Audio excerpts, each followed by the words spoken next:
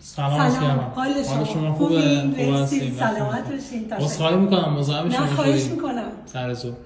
شهناز خانم شما؟ بله. درست گفتم؟ بله. میدونی من چرا اینجا؟ نه یه حدسی چیزی. فردا تولدتونه. بله. درست میگم؟ بله. الان میتونین حدس بزنید من چرا اینجا؟ بله. اومدم بهتون تبریک بگم دیگه. مرسی. این گل زیبا برای شما هست. دست شما درد نکنه. نظر شما از طرف کیه؟ از طرف دخترمه و همسرم، پسرم. از طرف دخترتون و خواهرتون. عزیزم خواستم از این طریق به شما تبریک بگم. من پیشاپیش روز مادر رو هم به شما تبریک میگم. تشکر لطفتون. خیلی ممنون. یه پیغام ما برای شما داریم. اجازه است من بیام داخل بله، اون پیغام رو بفرمایید. تقدیم شما کنم؟ میخواستم با عشق به شما بگن که مثل چشامی، مثل نفس کشیدن شدی برام هوامی.